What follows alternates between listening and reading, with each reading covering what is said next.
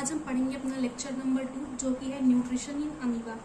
ठीक है, हमने अपने प्रीवियस लेक्चर में ये देखा था कि अमीबा जो है उसके अंदर पाया जाता है होलोजोइक मोड ऑफ न्यूट्रिशन।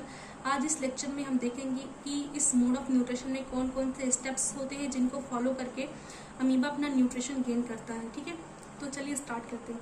तो इस प्रोसेस में पहला जो स्टेप आता है वो होता है इंजेक्शन का। जैसे कि वर्ड से ही आप पता कर सकते हैं, इन मीन्स होता है अंदर, यानी कि इसमें क्या हो रहा है, फूड पार्टिकल को अमीबा जो है वो अपने अंदर ले रहा है।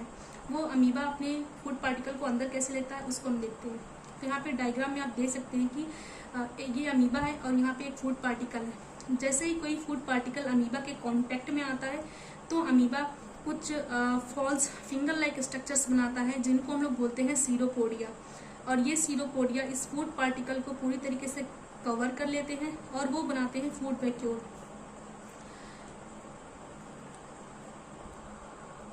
इस तरीके से वो फूड पार्टिकल को अपने अंदर इंजेस्ट कर लेते हैं। यहाँ पे कंप्लीट होती है हमारी प्रोसेस इंजेक्शन। फिर आता है हमारा नेक्स्ट स्टेप जो होता है डाइजेशन का। अब डाइजेशन में क्या होता है कि जो अमीबा होता है उसके साइटोप्लाज्म में वेरियस एंजाइम्स होते हैं और ये एंजाइम डिफ्यूज कर जाते हैं फूड वैक्यूल में, जहाँ पे इन एंजाइम्स की मदद से जो हमारा कॉम्प्लेक्स फूड पार्टिकल है वो ब्रेक हो जाता है सिंपल फॉर्म में, सिंपल एब्जॉर्बेबल फॉर्म में। तो ये हो गया हमारा डाइजेशन का प्रोसेस। हमने देख लिया इंजेक्शन और डाइजेशन को देख लिया है। अब हमारा थर्ड प्रोसेस आता है एब्जॉर्प्शन का। एब्जॉर्प्शन में क्या होता है कि ये जो हमारा सिंपल सॉल्युबल फूड पार्टिकल है वो एब्जॉर्ब हो जाता है साइटोप्लाज्म में by the process of diffusion, यानी कि डिफ्यूजन के थ्रू यहाँ पे जो सॉल्युबल ये फूड पार्टिकल है, सिंपल फूड पार्टिकल, ये डिफ्यूज करके आ जाता है साइटोप्लाज्म में। ठीक है, फिर जो हमारा फोर्थ स्टेप आता है वो होता है हमारा इजेशन का।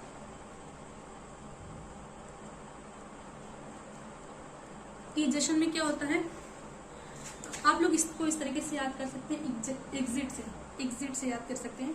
तो यहाँ पे क्या होता है कि जो अनडाइजेस्टेड फूड पार्टिकल होता है वो अमीबा की बॉडी से रिमूव हो जाता है। वो रिमूव कैसे होता है, यहाँ पे जो अनडाइजेस्टेड फूड पार्टिकल है वो धीरे धीरे यहाँ पे इसकी जो सेल वॉल की सेल की जो सरफेस है वो वहाँ पे आ जाता है और फिर यहाँ से वो बाहर की तरफ डिफ्यूज हो जाता है। ठीक है, फिर हमारा ये कंप्लीट हो गया न्यूट्रिशन इन अमीबा। हमने क्या देखा यहाँ पे, injection, digestion, absorption and egestion. Injection में हमने देखा कि फूड पार्टिकल को अमीबा अपने अंदर लेता है बाय द हेल्प ऑफ सीरोपोडिया और बनाता है फूड वैक्यूल। डाइजेशन में हमने देखा कि फूड वैक्यूल्स में पहुंच जाते हैं कुछ वेरियस एंजाइम जो कि साइटोप्लाज्म में प्रेजेंट होते हैं। वो एंजाइम्स वहाँ पे जाके कॉम्प्लेक्स फूड पार्टिकल को सिंपल फॉर्म में कन्वर्ट कर देते हैं। फिर होता है हमारा एब्जॉर्प्शन का प्रोसेस, यानी कि जो सॉल्युबल फूड पार्टिकल्स होते हैं वो एब्जॉर्ब हो जाते हैं साइटोप्लाज्म में। ठीक है, एंड जो अनडाइजेस्टेड फूड मटेरियल होता है वो रिमूव हो जाता है अमीबा की सेल वॉल, जो सेल की सरफेस होती है वहां से वो रिमूव हो जाता है बाहर की तरफ। तो हमने यहाँ पे चारों स्टेप्स जो है वो क्लियर कर रहे हैं। ओके, अब हमारा जो नेक्स्ट है वो आता है nutrition in paramecium. Nutrition in paramecium. Paramecium जो है वो एक सिंगल सेल ऑर्गेनिज्म है और यहाँ जो पैरामीशियम होता है उसकी बॉडी पर बहुत सारे सीलिया प्रेजेंट होते हैं। अब ये सीलिया क्या होते हैं, सीलिया कुछ हेयर लाइक स्ट्रक्चर्स होते हैं। तो यहाँ पे मैं एक ऐसा रफ डायग्राम बना देती हूँ पैरामीशियम का। तो ये हो गया हमारा पैरामीशियम, इसकी बॉडी पे कुछ हेयर लाइक स्ट्रक्चर्स प्रेजेंट होते हैं बहुत सारे, जिनको हम लोग बोलते हैं सीलिया। ठीक है, अब जैसे ही कोई फूड पार्टिकल पैरामीशियम के कांटेक्ट में आता है तो यहाँ पे सपोज दैट यहाँ पे कोई फूड पार्टिकल आया, अब ये जो सीलिया है वो मूव करेंगे, सीलिया मूव करा के इस फूड पार्टिकल को पैरामीशियम के अंदर ले आएंगे। ठीक है, तो इस तरीके से पैरामीशियम में अपना न्यूट्रिशन का प्रोसेस होता है। इसको आप इस तरीके से लिख सकते हैं, paramecium is a single cell organism and has a definite shape and food is taken at a specific spot by the movement of the cilia which cover the entire surface of the cell।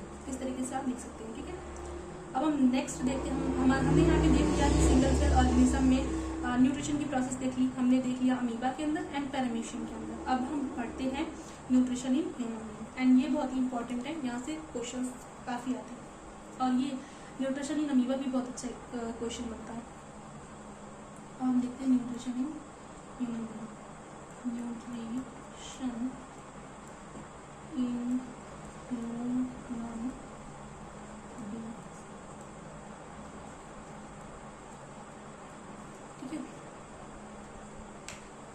तो nutrition in human being, इसमें हम पहला part पढ़ते हैं mouth. जैसे कि आपको यहाँ पे डाइजेशन इन ह्यूमन बीइंग का जो पूरा प्रोसेस होता है उसी को पढ़ना होता है। तो सबसे पहले हम देखते हैं पहला पार्ट माउथ। अब ये बहुत बेसिक सी बात है कि जो जितने भी ह्यूमन बीइंग होते हैं वो अपने फूड को इंजेस्ट करते हैं अपने माउथ के थ्रू, और जो माउथ के अंदर टीथ पाए जाते हैं वो काम करते हैं च्यूइंग का एंड क्रशिंग का। वो फूड पार्टिकल को ब्रेक करते हैं स्मॉल स्मॉल पीसेस में। और एक बात यहाँ पे इम्पोर्टेंट हमें याद रखनी है कि जो डाइजेशन की प्रोसेस है वो माउथ से ही स्टार्ट हो जाती है। इसको मैं लिख देती हूँ, ये काफ़ी इम्पोर्टेंट पॉइंट है। The process of digestion start from mouth. ये काफ़ी इम्पोर्टेंट पॉइंट है कि जो डाइजेशन की प्रोसेस है वो मुंह से ही स्टार्ट हो जाती है। अब जो माउथ होता है उसके अंदर सलाइवरी ग्लैंड्स प्रेजेंट होती हैं। अब ये सलाइवरी ग्लैंड्स जो होती है वो सीक्रेट करती हैं एंजाइम सलाइवरी अमाइलेज, जो कि डाइजेस्ट करता है स्टार्च को इनटू सिंपल शुगर्स। ओके, और we can say sugars. Mouth में क्या प्रेजेंट होती है? सलाइवरी ग्लैंड्स प्रेजेंट होती हैं जो सीक्रेट करती है सलाइवरी अमाइलेज, और वो कन्वर्ट करता है स्टार्च को इनटू शुगर्स। इसको हम लोग इस तरीके से लिख सकते हैं शॉर्ट फॉर्म में। स्टार्च जो होता है माउथ में, स्टार्च जो होता है वो कन्वर्ट हो जाता है शुगर में। किसकी हेल्प से कन्वर्ट होता है? Salivary amylase. Salivary amylase and salivary amylase को सीक्रेट कौन करता है? वो सीक्रेट करती है हमारी सलाइवरी ग्लैंड्स। ठीक है, तो हमारा यहाँ पे माउथ वाला पार्ट जो है वो बिल्कुल क्लियर है। अब हम नेक्स्ट पार्ट पे पहुंचते हैं जो कि हमारे इसोफेगस। ओके, तो हम पहुंच चुके हैं हमारे नेक्स्ट पार्ट जो कि हमारा इसोफेगस। हमने माउथ को देख लिया, अब इसोफेगस दिखाते हैं। इसोफेगस, इसोफेगस या फिर इसको आप लोग फूड पाइप भी बोलते हैं।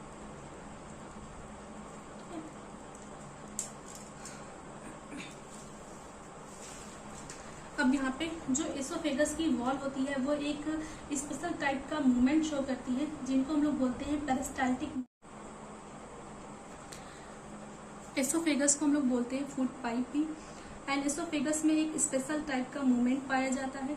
एसोफेगस की जो वॉल होती है वो एक स्पेशल टाइप का मूवमेंट शो करती है जिसको हम लोग बोलते हैं पेरिस्टाल्टिक मूवमेंट। पेरिस्टाल्टिक मूवमेंट में होता क्या है? It is the rhythmic contraction and relaxation of the muscles. यानी कि हम यहाँ पे डायग्राम से देख सकते हैं कि जैसे कि फूड पार्टिकल को यहाँ पे इंटर किया, अब यहाँ की जो मसल्स हैं वो कंट्रैक्ट कर जाएंगी, फिर कुछ टाइम बाद रिलैक्स कर जाएंगी। यानी कि इस तरीके से कंट्रैक्शन रिलैक्सेशन होता जाता है। एंड इस टाइप की जो मूवमेंट है इसको हम लोग बोलते हैं पेरिस्टाल्टिक मूवमेंट। तो हमारा यहाँ पे क्लियर है एसोफेगस। एसोफेगस को फूड पाइप बोलते हैं। यहाँ पे पाया जाता है एक special type of the movement जिसको हम लोग बोलते हैं पेरिस्टाल्टिक मूवमेंट। पेरिस्टाल्टिक मूवमेंट में होता है rhythmic contraction and relaxation of the muscles. Okay, ये क्लियर है। अब हम पढ़ते हैं हमारे थर्ड पार्ट की तरफ जो है स्टमक। स्टमक की जो वॉल होती है वहाँ पे कुछ ग्लैंड्स प्रेजेंट होती हैं जिनको हम लोग बोलते हैं गैस्ट्रिक ग्लैंड्स, और वो सीक्रेट करती हैं गैस्ट्रिक जूसेस। अब जो गैस्ट्रिक जूसेस होते हैं उनके अंदर क्या क्या पाया जाता है? तो उनके अंदर पाया जाता है हाइड्रोक्लोरिक एसिड और पाया जाता है एंजाइम पेप्सिन एंड म्यूकस। अब हाइड्रोक्लोरिक एसिड जो है वो एक एसिड है, तो इसका फंक्शन क्या है? इसका फंक्शन होता है कि ये क्रिएट करता है एसिडिक मीडियम, ताकि जो पेप्सिन है वो अपना काम जो है वो अच्छे से कर सके। बिकॉज जो पेप्सिन होता है वो एसिडिक मीडियम में वर्क करता है। तो आप लोग इस तरीके से, पता ही आपको कि हाइड्रोक्लोरिक एसिड या एसिड आ रहा है तो ये एसिडिक मीडियम क्रिएट करता है ताकि जो पेप्सिन है वो अपना काम अच्छे से कर पाए। बिकॉज जो पेप्सिन है वो एसिडिक मीडियम में काम करता है। एंड एंजाइम पेप्सिन जो होता है वो एक प्रोटीन डाइजेस्टिंग एंजाइम होता है। एंड जो म्यूकस होता है वो प्रोटेक्ट करता है स्टमक की वॉल को, ताकि वो जैसे कि हाइड्रोक्लोरिक एसिड एक स्ट्रॉन्ग एसिड होता है तो जिससे स्टमक की वॉल जो है वो चल सकती है। सो यहाँ पे म्यूकस जो होता है स्टमक की वॉल्स में एक कवरिंग बना लेता है, जिससे क्या होता है कि स्टमक की वॉल जो है वो प्रोटेक्टेड रहती है from the action of hydrochloric acid. फिर हम देखते हैं हमारा फोर्थ पार्ट जो कि है स्मॉल इंटेस्टाइन। स्मॉल इंटेस्टाइन को हम लोग स्मॉल इंटेस्टाइन को हम लोग बोलते हैं site for the complete digestion of food, यानी कि स्मॉल इंटेस्टाइन में कंप्लीट डाइजेशन होता है फूड का। फूड में हम लोग कार्बोहाइड्रेट, प्रोटीन एंड फैट्स की बात कर रहे हैं, ओके। एंड जो स्मॉल इंटेस्टाइन होता है वो सिक्रीशंस रिसीव करता है from two glands, that is liver and pancreas. अब जो लीवर होता है वो सिक्रेट करता है बाइल।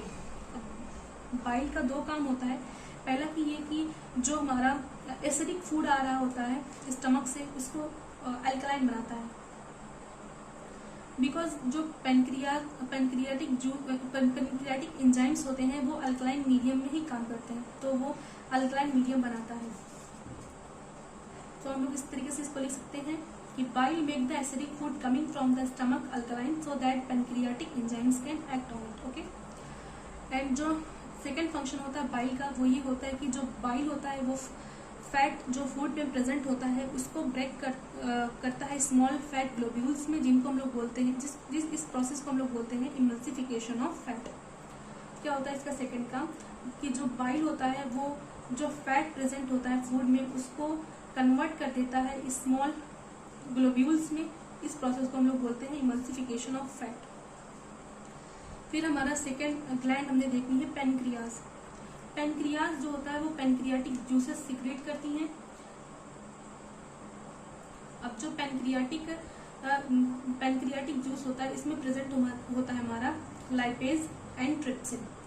लाइपेज जो होता है वो ब्रेक डाउन करता है एमाल्सिफाइड फैट को एंड ट्रिप्सिन डाइजेस्ट करता है प्रोटीन को। तो इसको हम लोग लिख सकते हैं यहाँ पे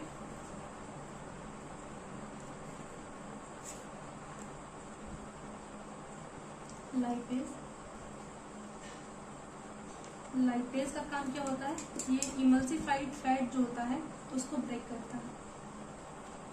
ब्रेक इमल्सिफाइड फैट एंड जो ट्रिप्सिन होता है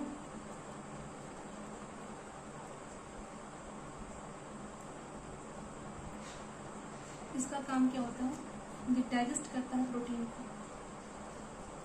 डाइजेस्ट प्रोटीन। एक्चुअली क्या हुआ कि मैंने ये एसोफेगस, स्टमक और लीवर वाला पार्ट पहले रिकॉर्ड किया था, लेकिन अचानक से जो रिकॉर्डिंग थी वो बंद हो गई थी, सो मुझे फिर से ये रिकॉर्ड करना पड़ रहा है। मैं कर रहा हूँ। तो हमने देख लिया कि पेनक्रियाज जो होता है वो सिक्रेट करता है digestive enzymes trypsin and lipase. Trypsin का काम क्या होता है, डाइजेस्ट करता है प्रोटीन को, एंड लाइपेज क्या करता है, ब्रेक करता है इमल्सिफाइड फैट को। इमल्सिफाइड फैट बोले तो क्या, जो बाइल था वो उसने फैट को ब्रेक किया था, कन्वर्ट किया था स्मॉल फैट ग्लोब्यूल्स में, इनको जिस प्रोसेस को हम लोग बोलते थे इमल्सिफिकेशन ऑफ फैट, उसी फैट को लाइपेज जो है वो ब्रेक करता है, ठीक है। और जो स्मॉल इंटेस्टाइन की वॉल होती है उसमें बहुत सारी ग्लैंड्स होती हैं जो सिक्रेट करती हैं इंटेस्टिनल जूसेस। और इंटेस्टिनल जूसेस में क्या क्या होते हैं, एंजाइम्स होते हैं जो कि कन्वर्ट करते हैं प्रोटीन को into amino acid and complex carbohydrate को ग्लूकोज में कन्वर्ट करते हैं, फैट को फैटी एसिड एंड ग्लिसरॉल में कन्वर्ट करते हैं। तो हमने क्या देखा कि स्मॉल इंटेस्टाइन के अंदर प्रेजेंट होती हैं कुछ ग्लैंड्स एंड वो सिक्रेट करती हैं इंटेस्टिनल जूसेस। इंटेस्टिनल जूसेस में एंजाइम्स प्रेजेंट होते हैं जो कन्वर्ट करते हैं फैट को into fatty acid and glycerol, protein को into amino acid and complex carbohydrate को कन्वर्ट करते हैं ग्लूकोज में। और स्मॉल इंटेस्टाइन क्या होती है, ये साइट होती है जहाँ पे कंप्लीट डाइजेशन ऑफ फूड होता है, ठीक है। एंड यहाँ पे एक चीज हम देखते हैं, स्मॉल इंटेस्टाइन में पाई जाती है विलाई। अब विलाई क्या होती है, विलाई फिंगर लाइक प्रोजेक्शंस होते हैं जो कि सरफेस एरिया इंक्रीज करती हैं एब्जॉर्प्शन के लिए। विलाई फिंगर इस तरीके से फिंगर लाइक प्रोजेक्शंस होती हैं, ये इंक्रीज करती है surface area for absorption. Surface area कैसे इंक्रीज करती है, सपोज दैट विलाई जो होती है वो इस तरीके से प्रेजेंट होती है, ये इतनी लेंथ में ही आ गई, लेकिन जब इसको पूरा खोलेंगे तो कुछ इतना होगा, यानी कि ये इंक्रीज करती है सरफेस एरिया फॉर एब्जॉर्प्शन, ठीक है। एंड जो विलाई होती है इनके पास अच्छी ब्लड सप्लाई होती है, जिससे क्या होता है कि वो फूड जो एब्जॉर्ब कर रही है उसको वो पहुंचा सकती हैं every cell of the body. मतलब बॉडी की हर सेल तक वो एब्जॉर्ब फूड को पहुंचा सकती हैं। इनके पास अच्छी खासी ब्लड सप्लाई होती है, ठीक है। अब हमने कवर कर लिया अपना mouth, oesophagus, stomach, small intestine. Small intestine में जो सिक्रीशंस आते हैं फ्रॉम लीवर एंड पेनक्रियास और विलाई भी हमने कवर कर लिया। अब हम अपने 5th पार्ट पे पहुंचते हैं जो कि है लार्ज इंटेस्टाइन, एंड फिर हम पढ़ेंगे एनस, एंड फिर हमारा डाइजेशन वाला प्रोसेस जो है वो पूरा कंप्लीट हो जाएगा, ठीक है। तो I have to change the page. तो हम अपने 5th पार्ट पे आ गए जो कि हमारा large intestine. Large intestine, large intestine में क्या होता है कि जो अनएब्सॉर्ब फूड आता है लार्ज इंटेस्टाइन में, लार्ज इंटेस्टाइन में भी विलाई प्रेजेंट होती है और वो वाटर को एब्जॉर्ब करने का काम करती है। तो यहाँ पे क्या होता है, मोर विलाई एब्जॉर्ब वाटर, यानी कि वाटर का एब्जॉर्प्शन होता है। जो अनडाइजेस्टेड प्रोडक्ट आता है लार्ज इंटेस्टाइन में, उसमें सिर्फ वाटर जो है उसको एब्जॉर्ब कर लिया जाता है, ठीक है। एंड अब हमारा 6th पार्ट आता है जो है हमारा एनस।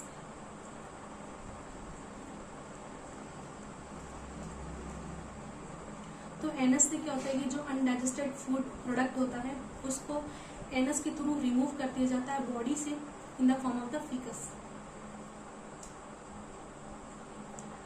एंड जो एग्जिट ऑफ फीकस होता है वो रेगुलेट होता है एनल स्फिंक्टर के द्वारा। तो इसको हम लिख सकते हैं, काफी अच्छे पॉइंट है। Exit of faeces is regulated by anal sphincter, ठीक है।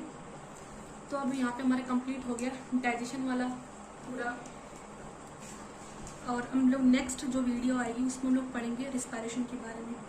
टिल देन आपको यहाँ तक पढ़ लेना है एंड आपको नोट्स भी बना लेनी है। ऐसी बहुत सारी बातें होती हैं जो मैं बोलती हूँ बट उनको लिखती नहीं हूँ, तो आपने उसको लिख लेना है, ठीक है। एंड यहाँ पे जो डाइजेशन वाला पूरा डायग्राम जो दिया रखा है बुक में एनसीईआरटी वाली, उसको आपने अच्छे से देख लेना है। Because I am not good at making diagrams, so मैं डायग्राम्स यहाँ पे नहीं बनाती हूँ, लेकिन आपको एनसीईआरटी से डायग्राम देख लेनी है। और जो पॉइंट्स मैंने यहाँ पे कवर किए वो सारे एनसीईआरटी से ही थे, तो आपको कोई भी परेशान होने वाली बात नहीं है। आपने डायग्राम को देख लेना है और वो डायग्राम आपको होपफुली समझ में आ जाएंगे, ठीक है। तो नेक्स्ट वीडियो आएगी उसमें हम लोग पढ़ेंगे रिस्पायरेशन के बारे में। Thank you.